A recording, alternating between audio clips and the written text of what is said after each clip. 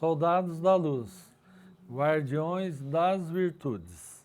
Então hoje é o dia 28 de junho de 2023, uma quarta-feira. Hoje é o 8º ritual de junho e o último, né, desse mês. O próximo já vai ser julho. E é o 46, né, 46º ritual de 2023.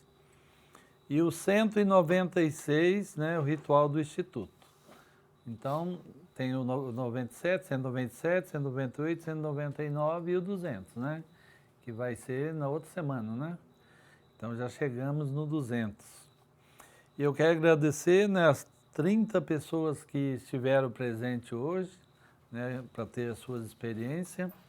Quero agradecer primeiro aos guardiões dos homens, Felipe Aquio, Marcelo Ceribelli, as guardiãs das mulheres, Giovana Beatriz, Vanessa Breda, e aos participantes, Ângelo César, Renan Estevam, Tiago Camargo, Eduardo Teodoro, Adriano Soleu, Tiago Rocha, Tiago Vinícius, Bruno Amaral, né, que está ali gravando, Rodrigo Paterlini, Maicon Júlio, Guilherme Silveira e eu, né, José Carlos Alves, mestre do ritual.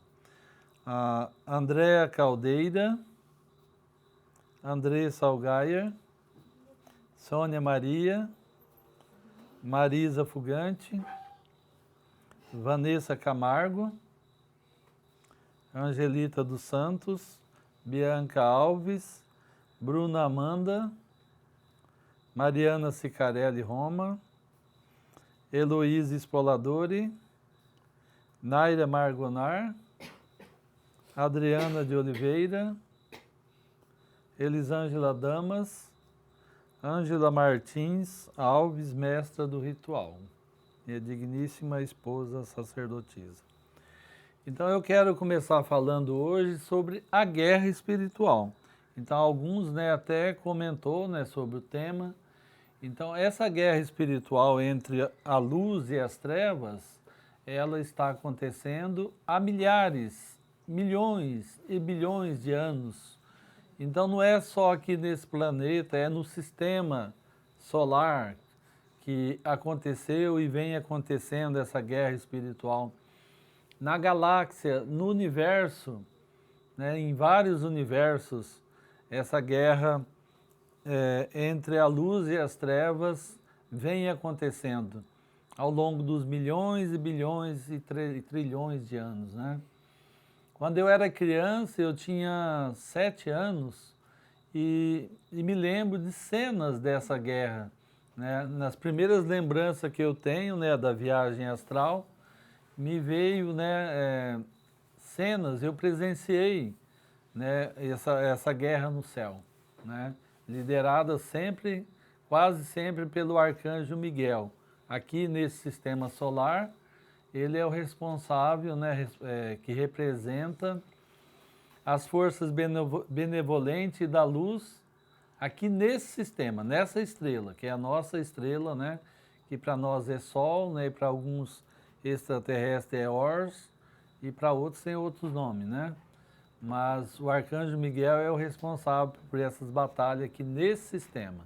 Quando você entra na galáxia, né, tá aqui o arcanjo Miguel, meu amigo, né? Eu tive muitos contatos com ele desde 7 anos, em vários momentos da minha vida, né? Ele vem me ajudar. Então essa guerra, ela não vai ter fim. Falar vai acabar daqui um tempinho, não vai. Né? Então eu me lembro, né, as primeiras recordações, né, desse evento, né, cósmico que aconteceu lá no espaço, né, não no espaço físico, mas no espaço espiritual, no mundo espiritual. E nós temos que fazer opção.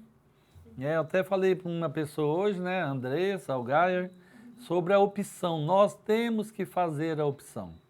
Você vai caminhando pelo mundo, né, aos longos dos anos, né, com um pé numa canoa, pé na outra canoa.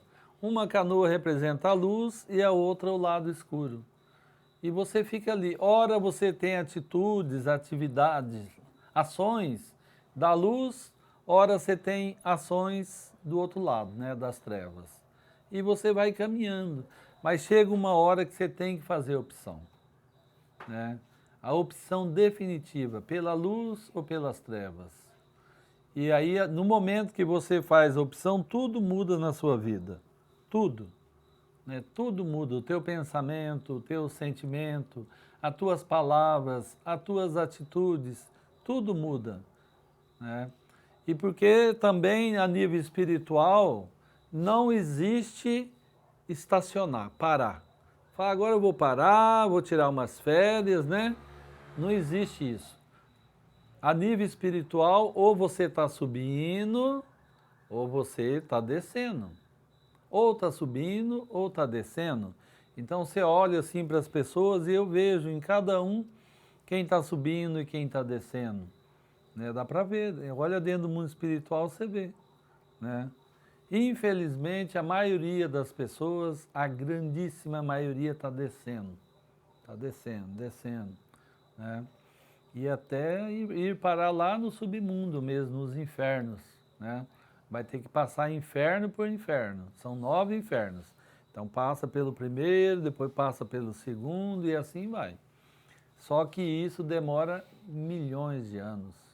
Né? Quem terminar a última vida, né, eu vejo que tem muita gente na última vida. Mas a gente não pode falar, né? Alguns ainda vai ter mais uma vida, vai nascer mais uma vez. Mas a grande maioria dos terráqueos da superfície estão na última. Lá no mundo espiritual tem 20 bilhões de pessoas querendo nascer para cumprir a última vida. E vão nascer, né? E vão viver na época do fim, das grandes catástrofes, do período da Terceira Guerra Mundial. Né? Hoje são 8 bilhões, né, de encarnados, né? Mas olha, tem mais que o dobro para encarnar ainda. Então, essa geração, a maioria dessa geração que fez a opção pelo outro lado, pelas trevas, vão sucumbir. Então, na última vida, vão passar pelo julgamento, né? Aqui está o Anubis, ó. Vão ter que passar pelo julgamento, vai ter que encarar, né, o jerarca, né, do tribunal.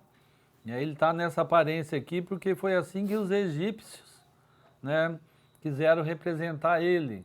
Porque no Egito os deuses eram representados assim, dessa forma, né? Então tem Deus com cabeça de vaca, outros com cabeça de falcão. Então era uma forma que eles encontravam de representar esses deuses. Logicamente que no mundo espiritual, né, você vai ver uma outra aparência diferente, né? Às vezes pode até ver nessa aparência, mas lá no limiar mesmo do teu encontro vai ser diferente. Então, pessoal, infelizmente tudo isso vai acontecer. E a Terceira Guerra Mundial é uma realidade. Né? Faz muitos anos que eu vejo, já vi muitas vezes aqueles cogumelos gigantes assim, ó, aquelas grandes explosões e aquela radiação assim, ó, correndo assim pelo planeta fora, né? E as grandes catástrofes, terremoto, maremoto, furacão, vulcão entrando em erupção. Então, é os 4 elementos em revolução. Pode mudar isso? Todo esse karma mundial pode ser mudado? As forças da luz estão trabalhando para mudar. Né? Por isso que eu estou falando das grandes guerras espirituais. As forças da luz querem trabalhar para mudar, e é o que nós estamos fazendo aqui. Essa instituição representa a luz, as forças benevolentes e da luz. Por isso que nós pregamos as virtudes. Nenhuma força contrária vai pregar as virtudes, vai pregar o cumprimento da lei de Deus. Né? Então, pelo fato de nós representarmos a luz, então nós passamos todas essas informações, todo esse conhecimento para quem quer ter êxito. Mas, infelizmente, como a maioria das pessoas fizeram opção pelo outro lado, pelo lado das forças tenebrosas, e esse povo eles querem ver sofrimento. Então a Terceira Guerra para eles vai ser um prato cheio, né, onde eles vão catar, canalizar, né, pegar muita energia de dor, de sofrimento, de terror, e eles se alimentam disso. Eles moram lá do outro lado do universo, onde fica o lado escuro do universo. Todo universo tem um lado escuro, né? O nosso universo é o 7º, né? São 7 universos construídos, e o 8º universo está em construção. Aí alguém pode perguntar, nossa, como é que você sabe tudo isso, né? Como que a gente sabe tudo isso, né? Então, esse universo, cada universo tem um lado escuro, onde ficam essas forças tenebrosas, né? E esse povo aí se alimentam da dor, do sofrimento e do terror. Então, eles estão fazendo de tudo, promovendo tudo para acontecer também as grandes catástrofes naturais. Vai acontecer aqueles terremotos assim, ó, gigantíssimos, assim, que vai engolir cidades inteiras. E as pessoas que vão estar ali padecendo, vão estar gritando, sofrendo, e eles, ó, se alimentando, bebendo de canudinho todo esse sofrimento. Então eu fiz questão de falar hoje da guerra espiritual entre a luz e as trevas, para a gente poder ter uma noção do que representa isso, né? E fazer a opção definitiva, né? Sair, tirar um pé de um barco, né? E hoje, né, como é o 8º ritual, né, então os 7 primeiros rituais, nós falamos cada ritual de uma virtude. Então hoje, como é o 8º, então nós vamos falar dos 3 transportes de acesso ao mundo espiritual. Como que eu sei de todo esse conhecimento, de toda essa informação? A maioria desse conhecimento que eu tenho passado, uma boa parte, é conhecimento experimentado, vivenciado no mundo espiritual. Tem coisa que várias pessoas já vieram perguntar, mas me fala a bibliografia. Onde é que eu encontro esse assunto? Eu falo, esse assunto não tem em lugar nenhum. Em nenhuma bibliografia, né, alguns assuntos que eu tenho falado, não tem em lugar nenhum. Só se alguém escrever um livro, né, de tudo isso que eu estou falando, aí vai ter um livro, né? Mas, se não, não tem em lugar nenhum. Várias coisas eu tenho falado, né, que não está escrito. Então, a viagem astral te dá a oportunidade de fazer isso, de trazer essas informações, esses conhecimentos. Então, até onde eu fui mais longe foi há 31 mil anos atrás. Vocês sabem o que é viajar há 31 mil anos atrás? Então, eu tive esse privilégio. E fui lá na Atlântida, numa vida minha lá na Atlântida, num continente que fica ali onde é hoje o Oceano Atlântico. Eu vivi lá muitas vidas. E me vi, assim, a minha vestimenta, a roupa como era alto, assim, forte, robusto, né? Que os atlantes eram assim, tinha essa característica. E aí tive também, através da viagem astral, várias experiências no Egito. Eu vivi na época do faraó Kefren, né? Vocês sabem que tem os 3 principais, né? Quéops, Kefren e Miquelinos. Eu vivi na época do Kefren. Eu era um sacerdote responsável pelo armazenamento de mantimentos. E era amigo pessoal do faraó, né? Convivia com ele ali na corte, ali, era meu amigo, igual vocês são meus amigos, né? Então eu tive um faraó como amigo.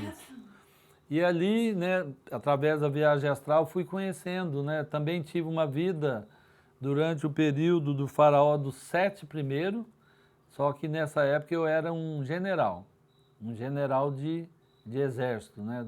Era um general do faraó 7 primeiro. Também era meu amigo o faraó 7 primeiro. E aí depois, né, as experiências na Grécia. Na Grécia eu fui um dos 12 mirmidões, que eram os soldados de elite do Aquiles. Era amicíssimo assim, ó, do Aquiles. A gente participou de muitas batalhas juntos. E em Roma também, depois em Roma, né, eu fui centurião da guarda pretoriana, né, que cuidava, né, a guarda pretoriana que cuidava do imperador, né? Então eu fiz parte, eu fui um centurião que cuida de 100 soldados. E depois na Grécia também eu fui guardião do templo da deusa Artemis, né?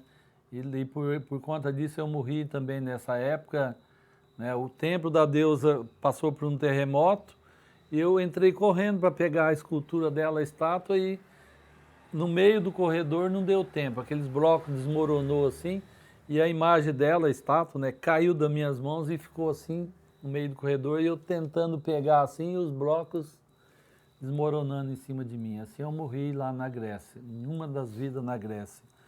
Então eu tenho 14 memórias de vida passada, experimentado através da viagem astral, sabendo os detalhes, né, que nós não temos tempo aqui, né? Porque cada experiência dessa vai 10, 15, 20 minutos para falar, então não dá para detalhar, só estou falando de algumas para mostrar o que é possível fazer através da viagem astral, né? Eu já visitei as civilizações intraterrenas, civilizações extraterrenas, né? Então, em cada momento eu vou contando assim um pedacinho. E o outro transporte da viagem astral, ou de acesso ao mundo espiritual, é a meditação. Então, primeiro é a viagem astral, segundo a meditação. E o terceiro transporte de acesso ao mundo espiritual está aqui, ó, a ayahuasca, né, que nós bebemos hoje, né? Linda, maravilhosa, magnífica, esplêndida, gloriosa. Gloriosos, né? Então, é uma das formas. Se você não consegue através da viagem astral, não consegue através da meditação, então nós temos essa bebida sagrada que nos dá a possibilidade de entrar dentro do mundo espiritual, de conhecer os mundos interdimensionais e assim encontrar resposta para tudo aquilo que você não encontra aqui, lendo livros, filmes, né? Em aulas. Então, é nisso aí que está a importância, né, de responder aquelas 4 questões existenciais. Quem sou eu? De onde eu vim? Para que eu vim? E para onde eu vou? Gratidão pela oportunidade, força e luz. Glória a Deus. Glória a Deus. Aleluia. Aleluia. Viva Cristo. Viva Cristo.